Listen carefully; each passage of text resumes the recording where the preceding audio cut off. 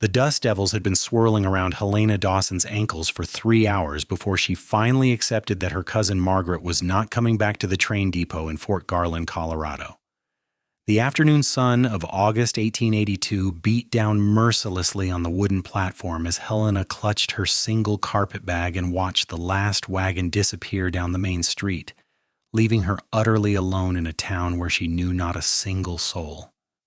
Her carefully pinned auburn hair had begun to escape its constraints, and her traveling dress, a sensible blue cotton that had seemed so appropriate when she left Philadelphia 2 weeks ago, now felt suffocating in the high desert heat.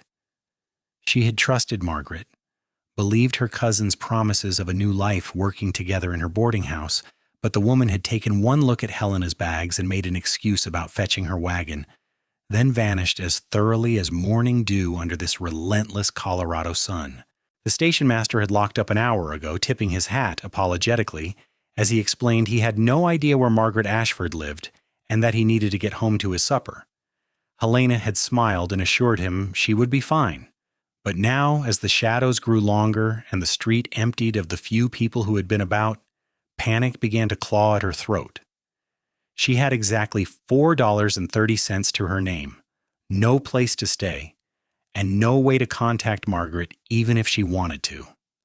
The train she had arrived on was the last one heading east for 3 days, and she could not afford a ticket back even if her pride would allow such a retreat. A group of men stumbled out of a saloon across the dusty street, their laughter harsh and alcohol-soaked. One of them noticed her standing alone on the platform and elbowed his companion, their gazes traveling over her in a way that made Helena's skin crawl. She turned her back to them, pretending to study the train schedule posted on the depot wall, though the words blurred before her eyes. Her heart hammered against her ribs as she heard their footsteps crunching across the dirt road, heading in her direction. "Well now, what do we have here?" one of them called out, his words slurring together. "Pretty little thing all alone. You lost, sweetheart?" Helena kept her eyes fixed on the schedule, her fingers gripping her carpet bag so tightly her knuckles turned white. "I'm waiting for someone, thank you," she said, forcing her voice to remain steady even as it shook slightly. "Waiting for someone," she says. Another man laughed. "Looks to me like you've been waiting a long time. Why do not you come have a drink with us instead? We'll help you forget about whoever stood you up." They were closer now, close enough that she could smell the whiskey on their breath and the stale sweat on their clothes. Helena's mind raced through her limited options. The depot was locked. The street was empty of anyone who might help, and these men clearly had no intention of leaving her alone. She opened her mouth to refuse more firmly when the sharp sound of horse hooves on packed earth made everyone turn. A lone rider was approaching from the north end of town, sitting tall in his saddle on a massive bay horse that gleamed with good care. Even from a distance, there was something commanding about the way he carried himself, an ease and confidence that spoke of a man comfortable in his own skin. As he drew closer, Helena could make out more details. A dusty brown hat pulled low over his eyes, a dark shirt and vest despite the heat, and a pair of well-worn chaps that suggested he spent most of his time in the saddle. A gun belt sat low on his hips, but his hands rested casually on his saddle horn, relaxed but alert. The men harassing Helena shifted uncomfortably as the rider pulled his horse to a stop at the edge of the platform. He was younger than Helena had first thought, perhaps only a few years older than her own 22 years, with a strong jaw shadowed by several days of stubble and eyes the color of storm clouds that took in the entire scene in a single sweeping glance. When those eyes landed on Helena, something flickered in their depths, a recognition perhaps, or maybe just an understanding of exactly what situation he had stumbled upon. "Gentlemen," the cowboy said, his voice a low drawl that somehow carried more authority than if he had shouted. "I think the lady made it clear she is not interested in your company." The largest of the three men, a barrel-chested fellow with a crooked nose, puffed up his chest. "This is not your concern, Garrett. We are just being friendly to a newcomer." So the cowboy had a name, Garrett. Helena filed that information away, her eyes moving between the men and her unexpected defender. The situation felt balanced on a knife's edge, ready to tip toward violence at the slightest provocation. "That's so," Garrett said mildly, but there was steel underneath the casual words. "Because from where I am sitting, it looks like three men trying to intimidate a woman who is alone. Now I'm sure you boys did not mean anything by it, so why do not you head on back to the saloon and leave the lady be?" The men exchanged glances, clearly trying to decide if their numbers gave them enough of an advantage. Garrett did not move, did not reach for his gun, just sat there watching them with those steady gray eyes until the tension became unbearable. Finally, the barrel-chested man spat in the dirt and jerked his head toward his companions. "Come on," he muttered. "She's not worth the trouble anyway." They shuffled off, throwing dark looks over their shoulders but unwilling to escalate further. Helena watched them go, her whole body sagging with relief once they disappeared back into the saloon. She looked up at the cowboy who had saved her, trying to find adequate words to express her gratitude. "Thank you," she managed, her voice coming out smaller than she intended. "I do not know what I would have done if you had not come along." Garrett swung down from his horse with fluid grace, landing lightly on his feet despite his height. Up close, Helena realized he was quite tall, probably 6 feet or a bit more, with broad shoulders and the lean, muscled build of someone who made his living through hard physical labor. His face was tanned from long hours in the sun, and there were faint lines at the corners of his eyes that suggested he smiled often, though his expression now was serious as he studied her.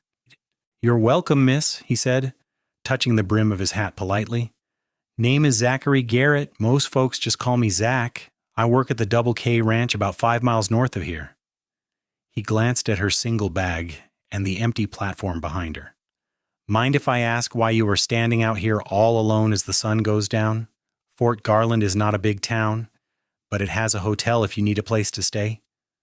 Helena felt heat rise to her cheeks that had nothing to do with the weather. "I am Helena Dawson. I came here from Philadelphia to work with my cousin Margaret. She was supposed to meet me at the depot, but she left to get her wagon and never came back. That was hours ago." The admission made her feel foolish, like a naive child who had been tricked by the simplest of lies. "I do not know where she lives, and I only have a few dollars to my name. I was trying to decide what to do when those men approached." Zach's jaw tightened, and something that might have been anger flashed across his face. "Margaret Ashford?" When Helena nodded, he shook his head slowly. "I am sorry to tell you this, Miss Dawson, but your cousin has a reputation in this town for being unreliable at best and downright deceitful at worst. She has pulled this sort of thing before, promising work to people, then abandoning them. Last I heard, she had packed up and left town entirely about a week ago, owed money to half the merchants on Main Street."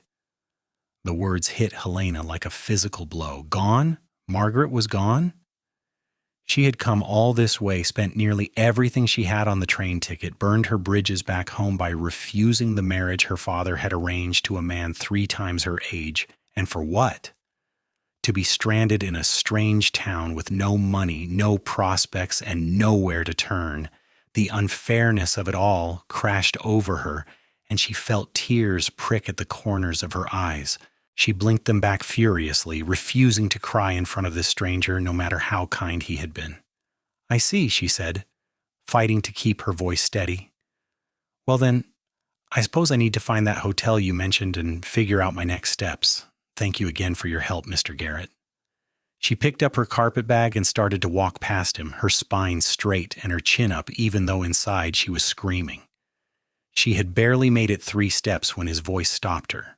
"Miss Dawson, wait." She turned to find him looking troubled, one hand rubbing the back of his neck in what seemed to be a habitual gesture. "The hotel charges $2 a night. With only a few dollars, you will burn through your money in no time.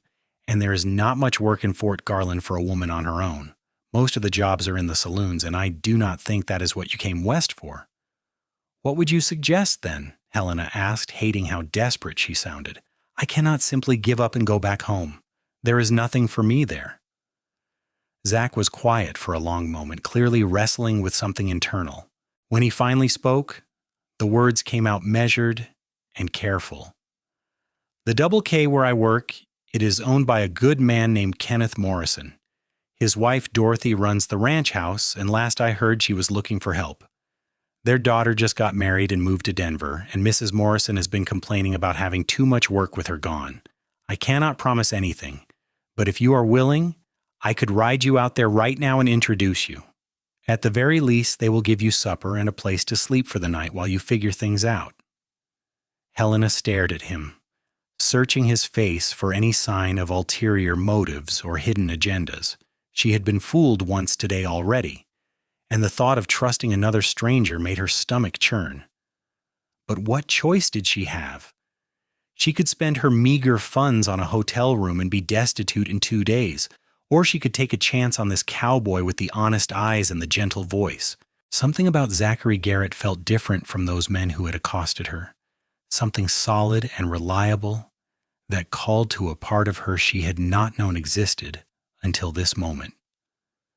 "Why are you helping me?" she asked bluntly. "You do not know me. I could be anyone." A small smile tugged at the corner of Zach's mouth, the first she had seen from him, and it transformed his whole face. "My mother always taught me that we help people when they need it. No questions asked. Besides," the smile faded, "I know what it is like to have family let you down. My own brother stole 3 years of my wages and ran off to California, leaving me to pay his debts. If someone had helped me back then, maybe things would have been easier." There was a story there, Helena could tell. Pain buried deep beneath those simple words.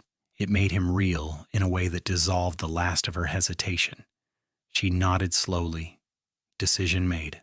"All right, Mr. Garrett, I accept your offer, thank you." "Just Zach," he corrected gently, "and you do not need to thank me yet. Wait until you see if the job works out."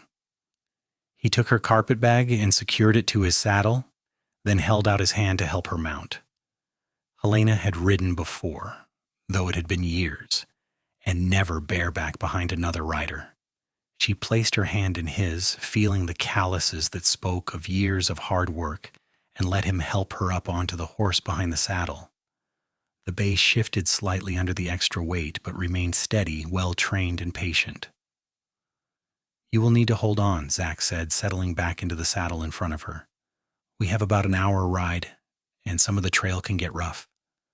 Helena hesitated for only a moment before wrapping her arms around his waist. She could feel the solid warmth of him through his shirt, the steady rise and fall of his breathing, and the powerful muscles of his back and sides. It felt strangely intimate, this enforced closeness with a man she had known for less than an hour, but she pushed the awareness aside and focused on maintaining her seat as he urged the horse into a steady walk. They rode through Fort Garland's small main street as the last light of day painted the mountains to the west in shades of orange and purple. The town was little more than a collection of rough wooden buildings, a general store, the saloon where her harassers had disappeared, a blacksmith shop, the hotel Zach had mentioned, and a small church with a white steeple. Beyond the town limits, the landscape opened up into rolling grassland dotted with sagebrush and juniper trees, the massive peaks of the Sangre de Cristo Mountains rising dramatically to the east. "It is beautiful here," Helena said softly, almost to herself. She had seen mountains from the train, of course, but experiencing them like this in the open air with the wind carrying the scent of pine and earth was entirely different. "It is that," Zach agreed. "I came to Colorado 5 years ago from Texas, and I have not regretted it for a day. The winters can be brutal, and the work is hard, but there is something about this land that gets into your blood, makes everything else seem flat and dull by comparison." "What made you leave Texas?" Helena asked, then immediately regretted the personal question. "I apologize. That is none of my business." "It is all right," Zach said easily, "nor no great mystery to it. After my brother took off with my money, I could not afford to keep our family ranch going. Had to sell it off piece by piece until there was nothing left. Decided I needed a fresh start somewhere I did not have to see the land I lost every single day. Heard the Double K was hiring, wrote to Mr. Morrison, and headed north. Been here ever since." There was acceptance in his voice rather than bitterness, as though he had made peace with the loss years ago. Helena envied that. The ability to let go of past hurts and move forward. She was still raw from her father's betrayal. His willingness to sell her off to the highest bidder like a piece of property, rather than acknowledge her as a person with her own dreams and desires. "I ran away," she found herself saying, the confession spilling out before she could stop it. "My father arranged a marriage for me to a business associate. Mr. Whitmore is 63 years old, has buried 3 wives already, and made it quite clear that he expected me to be decorative, obedient, and breeding. When I refused, my father locked me in my room and said I would stay there until I came to my senses. I climbed out the window that night, took what little money I had saved, and left. Margaret was the only family I thought might understand, the only one who had ever defied convention by coming west on her own. I wrote to her, and she said she had work for me." Helena laughed, a harsh sound with no humor in it. "I suppose I was a fool to believe her." "You were not a fool," Zach said firmly. "You were brave, running away from a life you did not want, refusing to let someone else control your future. That takes courage. What your cousin did, that is on her. Not on you." The words settled something inside Helena, easing a tightness in her chest she had been carrying since she realized Margaret had abandoned her. They rode in comfortable silence after that, the steady rhythm of the horse's gait and the warmth of the fading day lulling her into a strange sense of peace. For the first time since leaving Philadelphia, she allowed herself to hope that maybe, just maybe, things might work out after all. The Double K Ranch came into view as the last light faded from the sky. It was larger than Helena had expected, with a sprawling main house built from logs and stone, a huge barn that could easily hold 30 horses, several outbuildings, and extensive corrals where she could see cattle moving in the growing darkness. Lamplight glowed warmly from the windows of the main house, and as they approached, a woman emerged onto the wide front porch, wiping her hands on her apron. "Zach Garrett, that you?" she called out. "You're late for supper. I was about to send someone looking for you." "Sorry, Mrs. Morrison," Zach called back, reining in his horse near the porch. "I got delayed in town." He dismounted smoothly, then turned to help Helena down. Her legs were shaky from the long ride, and she stumbled slightly as her feet hit the ground. Zach's hands steadied her, strong and warm on her waist, and for a moment they stood close enough that she could see the flecks of silver in his gray eyes. "Who is this you have brought home?" Mrs. Morrison asked, descending the porch steps with a curious expression.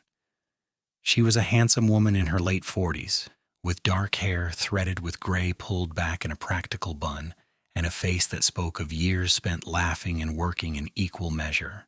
"This is Miss Helena Dawson," Zach explained. "She came to Fort Garland expecting to work for her cousin Margaret Ashford, but Margaret has apparently left town. Miss Dawson was stranded at the depot with nowhere to go. I remembered you mentioning you needed help around the house, so I brought her out here to meet you. I hope that was all right, Mrs." Morrison's expression softened immediately, and she stepped forward to take Helena's hands in her own work-roughened ones. "Margaret Ashford, that woman," she said, shaking her head, "left owing me money for supplies just last week. I am so sorry, dear. What a terrible welcome to Colorado." She squeezed Helena's hands gently. "But Zach was right to bring you here. I absolutely do need help, and you look like you have had a long, difficult day. Come inside, have some supper, and we will talk about everything else after you have had a chance to rest." The kindness in her voice, after hours of anxiety and fear, nearly undid Helena completely. She blinked rapidly, fighting back tears for the second time that evening. "Thank you, Mrs. Morrison. I cannot tell you how much I appreciate this."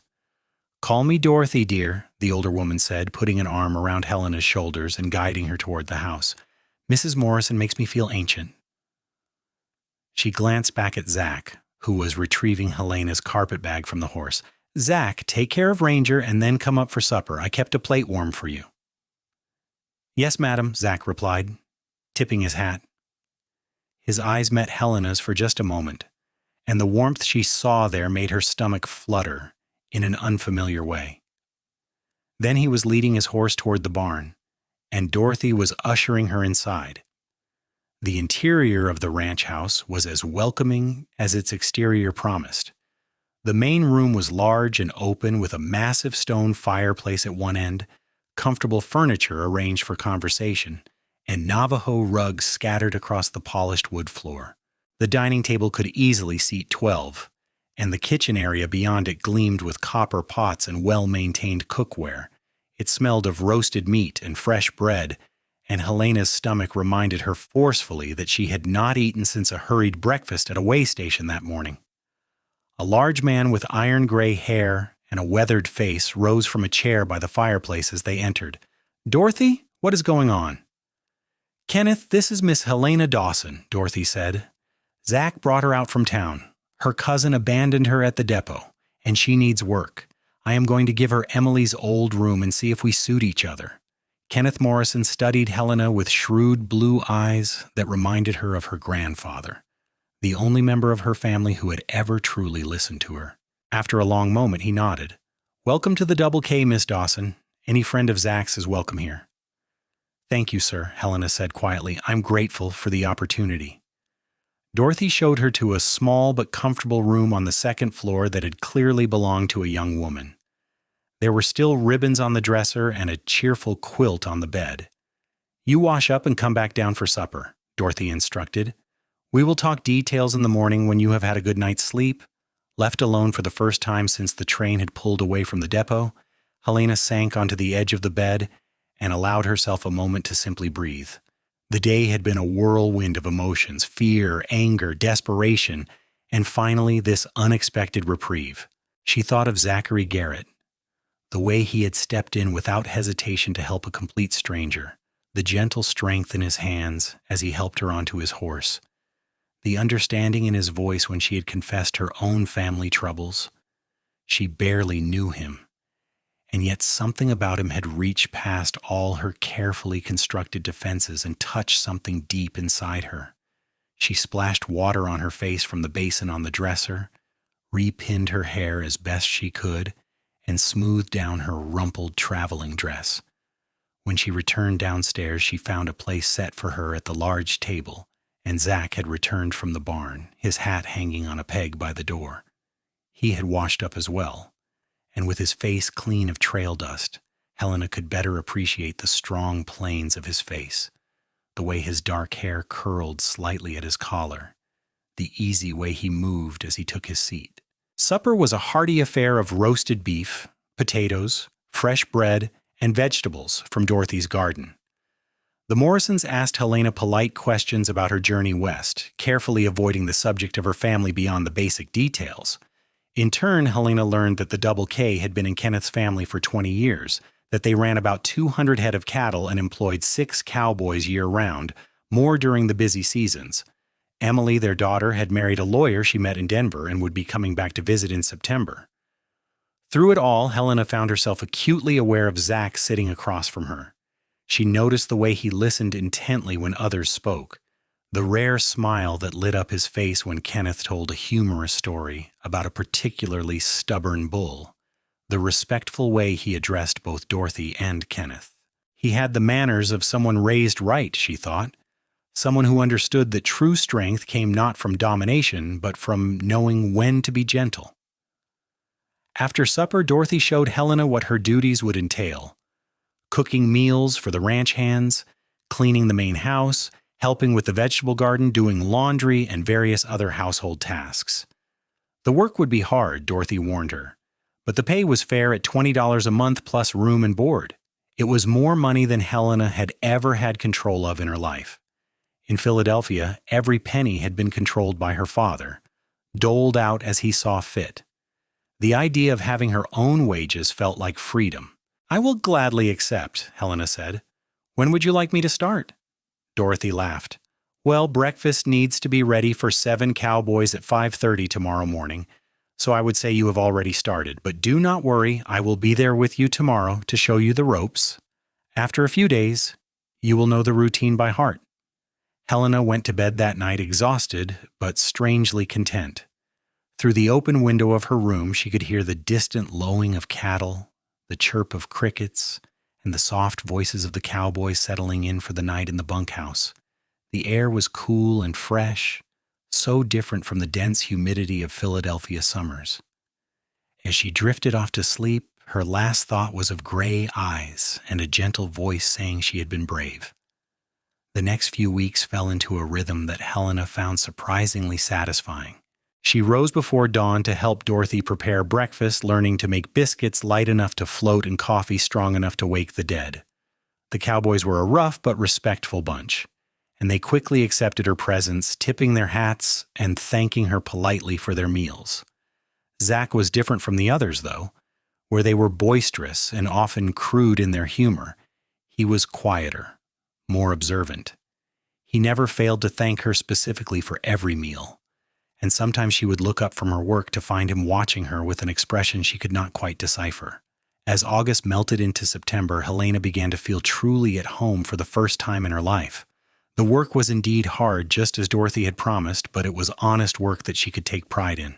She loved the moment when she pulled a perfect pie from the oven, the satisfaction of seeing clean laundry flapping on the line in the mountain breeze, the quiet joy of coaxing Dorothy's vegetable garden to yield one more harvest before the frost came.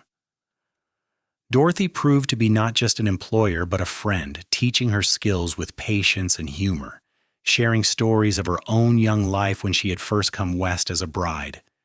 Kenneth treated her with the same gruff kindness he showed everyone, and several times Helena caught him and Dorothy exchanging meaningful glances when Zach lingered after meals to help clear the table, or found excuses to be near the house more often than his work necessarily required.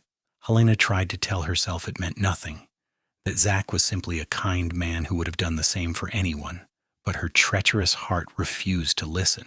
One evening in mid-September, as the aspen trees on the mountainsides began to turn gold and the air took on a sharp edge that promised winter was coming, Helena was hanging the last of the laundry when Zach rode up to the house. He had been out checking fence lines for the past 2 days, and she had been surprised by how much she had missed seeing him at meals. "Evening, Miss Dawson," he said, dismounting and leading his horse to the water trough. "Helena," she corrected, as she had been doing for weeks now. "Miss Dawson makes me feel like a school teacher." The corner of his mouth quirked up. "Helena, then, though only if you stop calling me Mr. Garrett. I keep looking around for my father when you say it." She laughed, the sound carrying on the cool evening air. "All right, Zach, it is. How are the fence lines?" "Good mostly, just a few places that need some new wire. I will get to it tomorrow." He paused, seeming to gather his courage for something. "I was wondering if you might like to go riding with me on Sunday. Dorothy mentioned you have been wanting to explore some of the area, and I know a trail that leads up to a meadow with a view you would not believe. We could pack a lunch, make a day of it." Helena's heart began to race. Was he asking to court her? Or was this simply a friendly gesture between two people who worked on the same ranch? She searched his face for clues, but he was watching her with an almost nervous expression that was endearing in its vulnerability. "I would like that very much," she heard herself say. "Should I ask Dorothy and Kenneth if it is all right?" Zach grinned, and the full force of that smile made Helena's knees weak. "I already asked Mr. Morrison if I could steal you away for the day. He said as long as all your morning chores were done, you were free to go." So he had planned this, had thought about it enough to clear it with her employers first. The realization sent a warm glow through Helena's entire body. Then yes, absolutely yes. Sunday dawned clear and bright, with a crispness to the air that spoke of autumn's full arrival. Helena dressed carefully in her most practical skirt and a blouse that she knew brought out the green in her hazel eyes. Dorothy helped her pack a lunch basket, trying and failing to hide her pleased smile. "That boy has been sweet on you since the day he brought you here," Dorothy said, wrapping up sandwiches and adding apples from the root cellar. "I have never seen Zach take an interest in anyone before. He is a good man, Helena. One of the best I have ever known.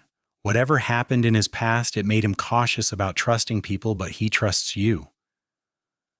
"I care about him too," Helena admitted softly. "More than I expected to. Is that foolish? I've only known him for 6 weeks. Dorothy shook her head firmly. "When you know, you know. I knew I would marry Kenneth after 3 days. Sometimes the heart recognizes its match faster than the head can catch up." Zach was waiting by the barn with 2 horses saddled and ready. One was Ranger, his massive bay, and the other was a smaller chestnut mare with a sweet face and gentle eyes. "This is Copper," Zach said, introducing Helena to the mare. "She is steady and smart. You will do fine with her." With his help, Helena mounted, settling into the saddle with a confidence that surprised her. They set off at an easy walk, heading northeast, away from the ranch buildings toward the mountains.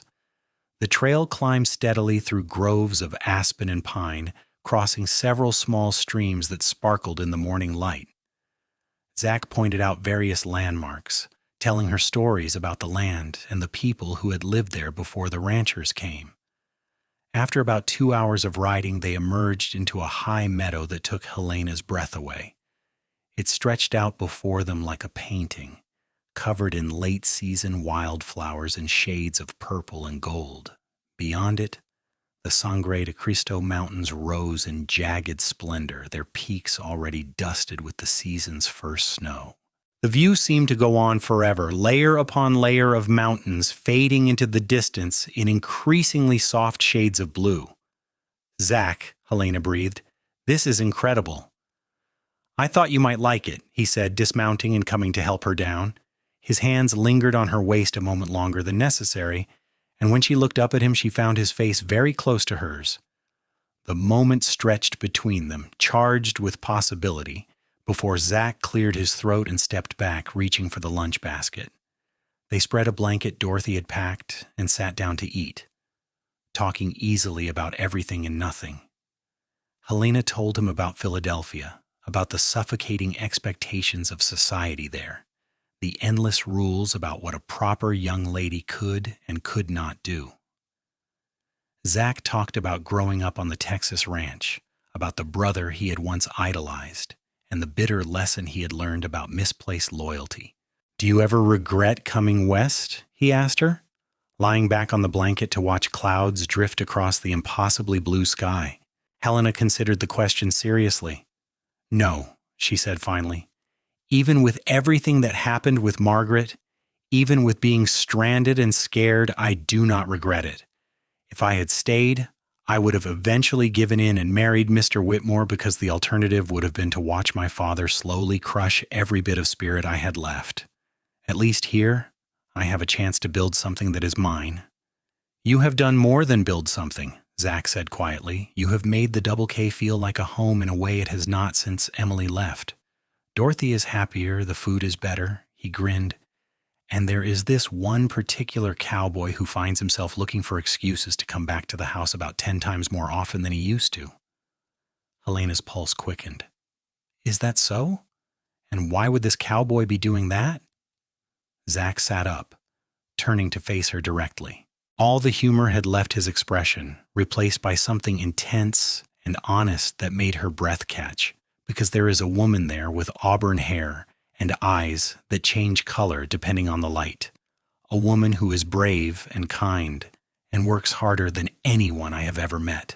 A woman who makes me want things I thought I had given up on years ago. Things like a home, a family, a future with someone I could trust with my whole heart. "Zach," Helena whispered, her own heart pounding so hard she was sure he must be able to hear it. "I know it has not been long," he continued, reaching out to take her hand. His fingers were warm and slightly rough against her palm.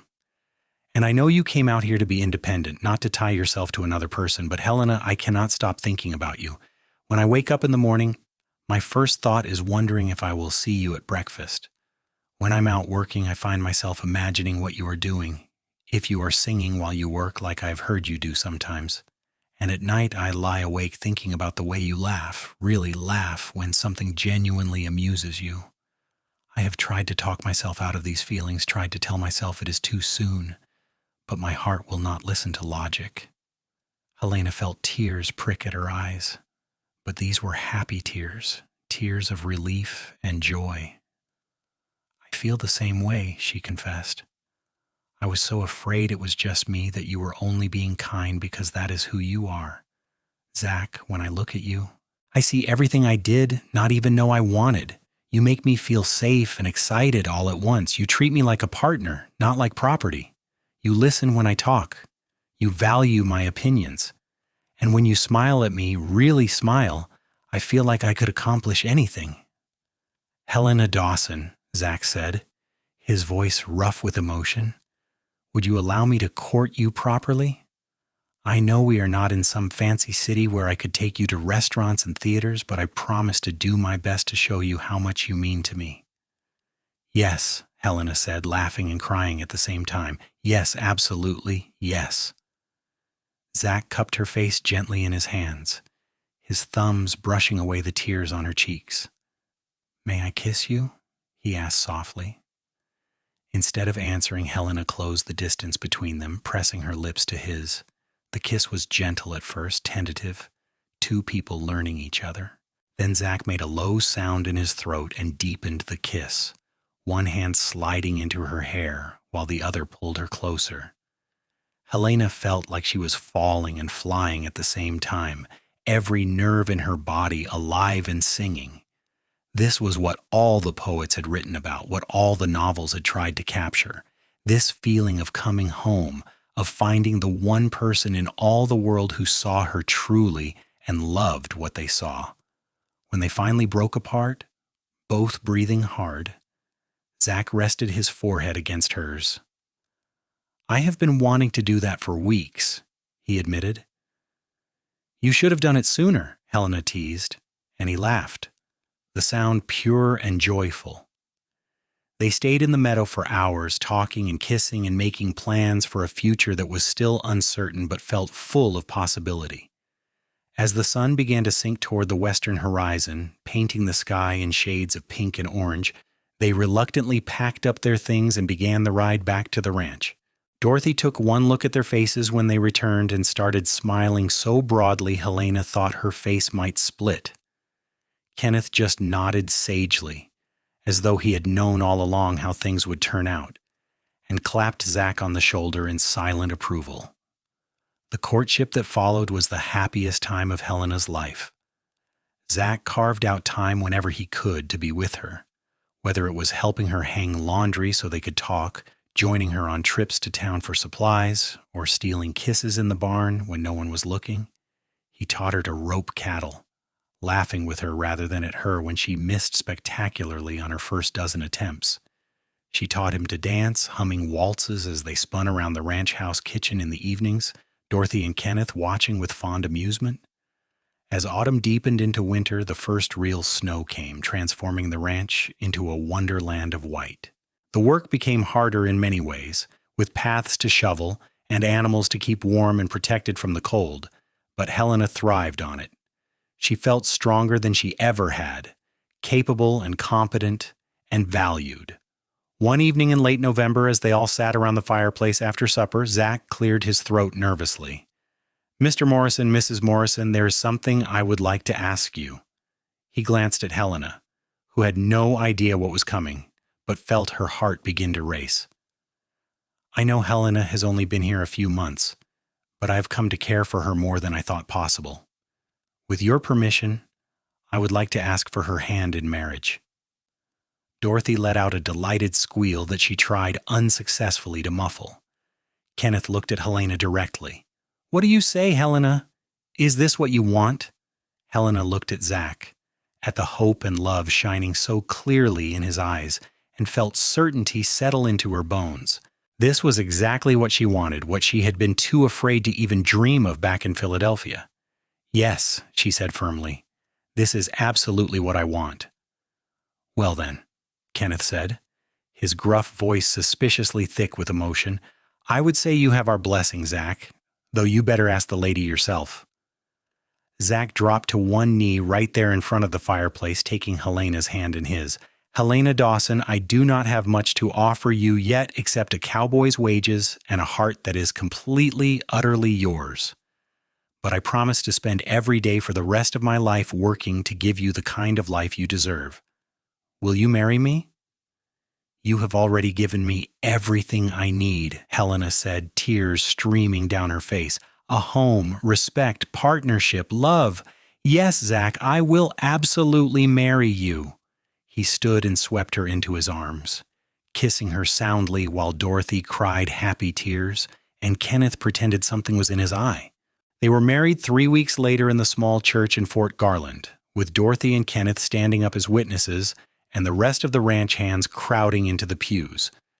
Helena wore a simple dress Dorothy had helped her make from blue wool that matched her eyes, and Zach wore a new suit that Kenneth had insisted on purchasing for him as a wedding gift.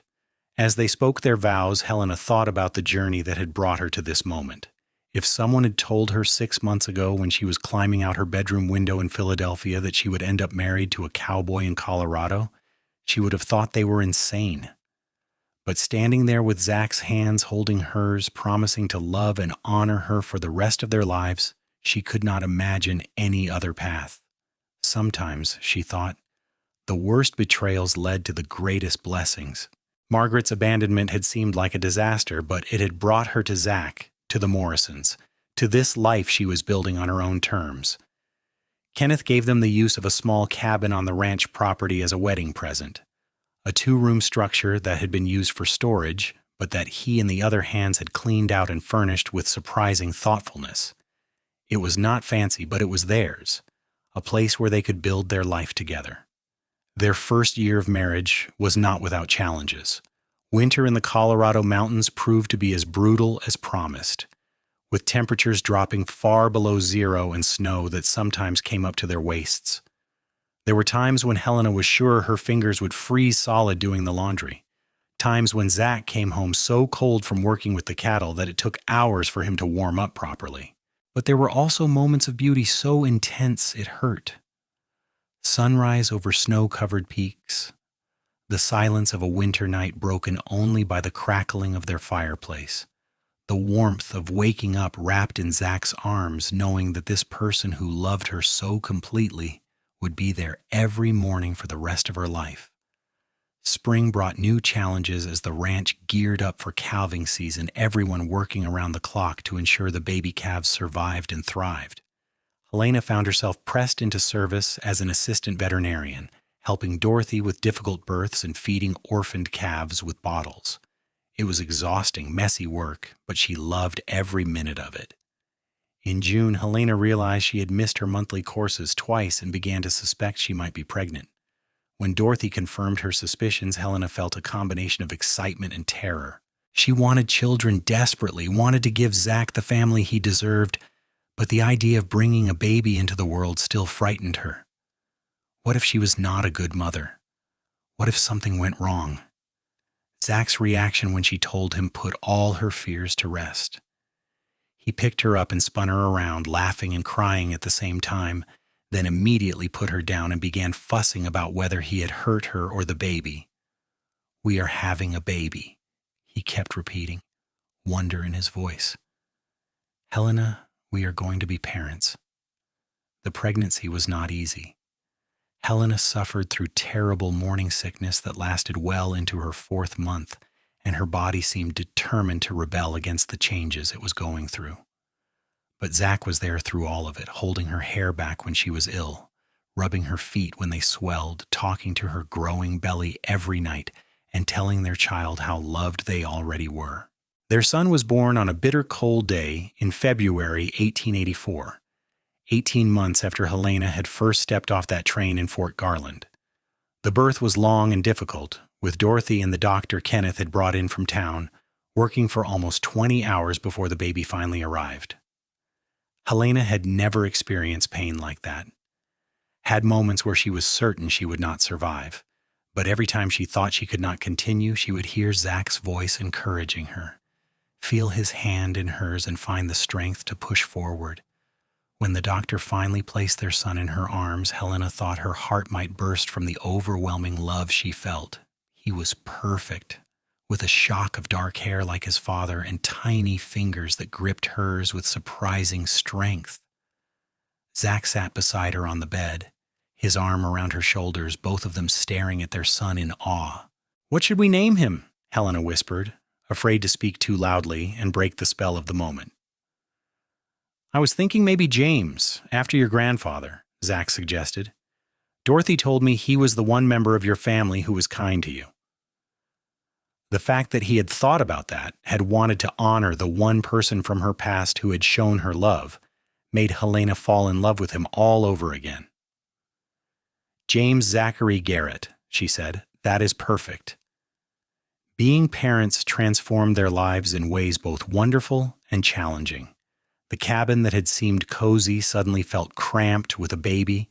Their sleep became a precious commodity measured in stolen hours, and Helena learned that it was possible to function on levels of exhaustion she had not thought humanly possible. But watching Zach with their son, seeing this strong, capable man reduced to gentle cooing and silly faces just to earn a baby smile, filled her with a happiness she had not known existed. As James grew from infant to toddler, running around the ranch on sturdy legs and getting into everything, Helena and Zach talked about their future. Kenneth had begun hinting that he was thinking of retiring in a few years, that he and Dorothy might move to Denver to be closer to Emily and her growing family. I want the Double K to go to someone who will love it the way I have, Kenneth told Zach one evening. Someone who understands what it means to work this land. If you are interested, I would be willing to sell it to you for a fair price, payments over time so you could afford it. It was an incredible opportunity, a chance for Zach to own the kind of property he had lost in Texas, but better. They talked about it for weeks, weighing the risks and responsibilities against the potential rewards. Finally, with Helena's full support and encouragement, Zach accepted Kenneth's offer. By the spring of 1886, the paperwork was complete, and Zachary and Helena Garrett became the owners of the Double K Ranch. Dorothy and Kenneth moved to Denver that summer, though they promised to visit often. Helena cried saying goodbye to Dorothy, who had become the mother figure she had always needed, but Dorothy just hugged her tight and reminded her that family was not always about blood. "You and Zach have built something beautiful here," Dorothy said. "I know you will take care of this place and make it even better than we ever did." Running the ranch was harder than either of them had anticipated. There were bad years when the cattle prices dropped, harsh winters when they lost animals despite their best efforts, and times when Helena wondered if they had made a terrible mistake taking on such a huge responsibility. But there were good years too. Years when everything seemed to go right, when the calves were healthy and the prices were high, and they could afford to make improvements to the property. In 1888, their daughter was born, a tiny thing with Helena's auburn hair and Zach's gray eyes. They named her Sarah Dorothy, after her grandmother, and if anything, Zach was even more smitten with her than he had been with James. Helena would find him in the nursery at all hours just watching Sarah sleep, his face soft with wonder. "I cannot believe we made her," he would say. "She is perfect."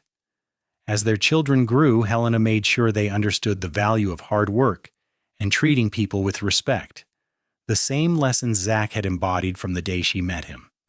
She also made sure Sarah knew that being a woman did not limit what she could do.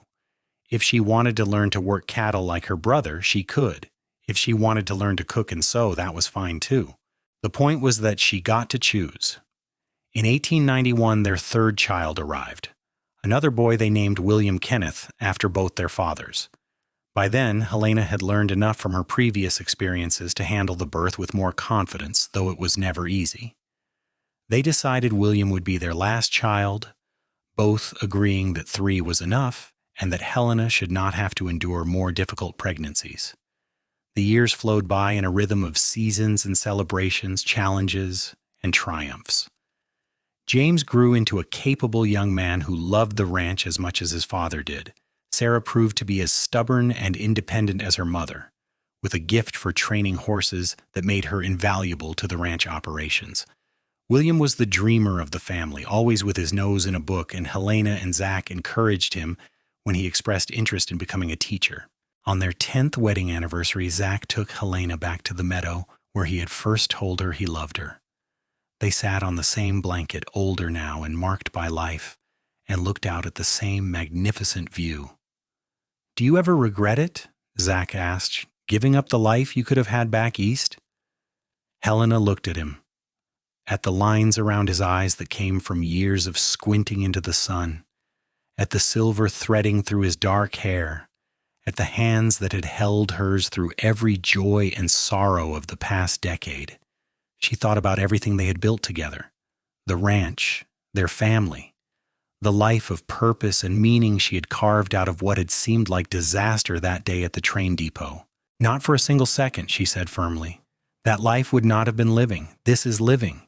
You, our children, this place. It is everything I never knew I wanted until I found it. Zach kissed her then, soft and sweet and full of promise. I love you, Helena Garrett, more today than the day I married you, and I will love you even more tomorrow. I love you too, she whispered against his lips. Thank you for stopping that day. Thank you for seeing me when I needed to be seen. I would stop for you every day for the rest of my life, he said. You are the best thing that ever happened to me. As they rode back to the ranch in the golden light of evening, Helena reflected on the unexpected paths life could take. She had boarded a train thinking she was heading toward one destiny and ended up somewhere completely different, somewhere infinitely better. Margaret's betrayal, which had seemed so cruel at the time, had actually been a gift. It had stripped away every false security and forced Helena to discover who she truly was and what she was capable of achieving.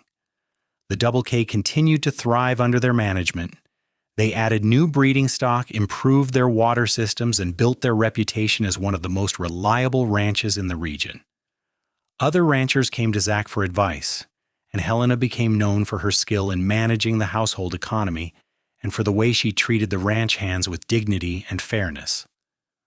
When James turned 21 in 1905, Zach officially made him a partner in the ranch, recognizing that the young man had earned his place through years of hard work and dedication. Sarah, who had no interest in leaving Colorado, married a neighboring rancher's son, a good man who respected her independence and shared her love of horses. William went off to college in Denver to study education, but he came home every summer and every holiday, bringing with him friends and new ideas that kept the family connected to the wider world. As Helena approached her 50th birthday, she sometimes looked back on that frightened young woman standing alone on a train platform and marveled at how far she had come. She had built a life of meaning and purpose, raised children who were good people, and loved a man who still made her heart skip a beat when he walked into a room. The hands that had once been soft from privileged city life were now calloused from work, and her face bore the marks of years spent in sun and wind, but she had never been happier or more at peace with who she was. One evening, as they sat on the porch watching the sunset paint the mountains in shades of orange and purple, their grandchildren playing in the yard while Sarah and her husband visited, Zach took Helena's hand. "What are you thinking about?" he asked. "I was thinking about fate," Helena said, "about how one person's cruelty can lead to another person's blessing. If Margaret had not abandoned me that day, I never would have met you. We would not have this life, these children and grandchildren. Sometimes the worst things that happen to us are actually the beginning of the best things." "I think about that too," Zach admitted, "about how I almost did not go into town that day. I had work to do on the ranch, but something made me decide to check in with the feed store. If I had made a different choice, I never would have been there when you needed help." "But you were there," Helena said, squeezing his hand. "You stopped when no one else would. You saw a stranger in need and helped her without expecting anything in return. That is who you are, Zach. That is who you have always been." "And you took a chance on a stranger," Zach countered. "You could have refused my offer, could have chosen to stay in town and try to make your own way, but you trusted me enough to come to the ranch, to give us a chance." That took courage. They sat in comfortable silence as the light faded and the first stars began to appear. James rode up from checking the southern pastures, waving to them as he headed to the barn.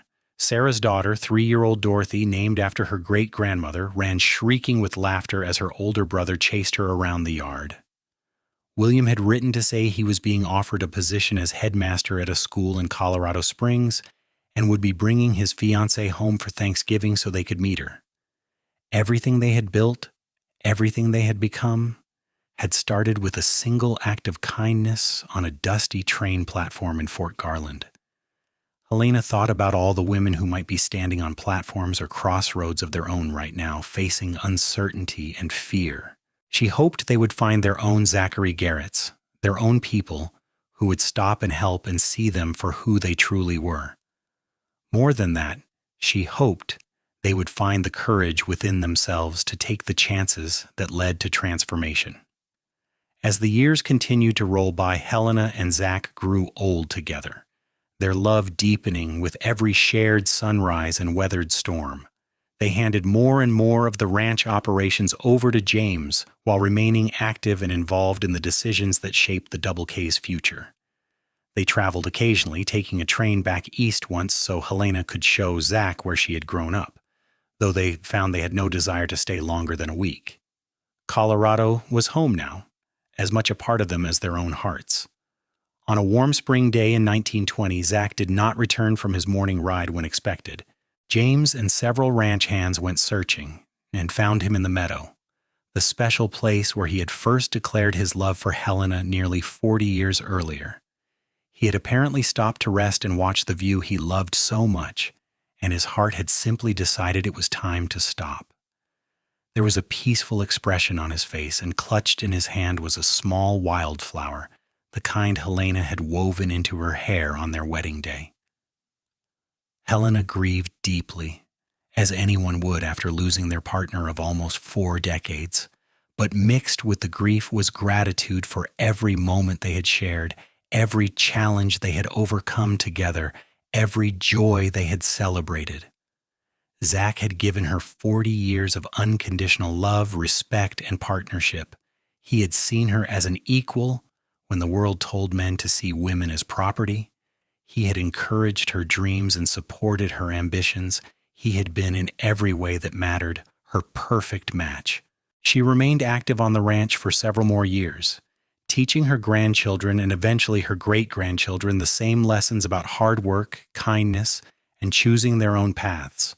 She told them the story of how she and their grandfather had met, how a single act of courage and compassion had changed both their lives forever. Helena Garrett passed peacefully in her sleep on a cold December night in 1925, just a few weeks after her 66th birthday. She was buried next to Zach on a hillside overlooking the ranch they had built together, their graves marked with simple stones that bore their names and a single inscription: they stopped for each other. The Double K remained in the family, passed down through generations who remembered the story of the woman stranded at a train depot and the cowboy who was the only one who stopped. It became a legend of sorts, a reminder that kindness matters, that taking a chance on someone can change the entire trajectory of not just one life, but many lives. Helena's great-great-grandchildren still run cattle on land their ancestors purchased with hope and hard work, still watch the sunrise paint the Sangre de Cristo Mountains gold, and still tell the story of how their family began with an act of compassion on a dusty platform in 1882. Because sometimes the worst betrayal leads to the greatest love. Sometimes being left behind is actually being set free. And sometimes the stranger who stops to help is actually the person you were always meant to find. Helena and Zach's story proved that love could bloom in the most unexpected circumstances, that true partnership was built on respect and shared values, and that happily ever after was not a fairy tale but something real people could build together, one day, one choice, one act of kindness at a time. Their legacy lived on not just in the land they had tended or the family they had raised, but in the example they had set of what it meant to truly see another person and choose to love them fully and completely for exactly who they were.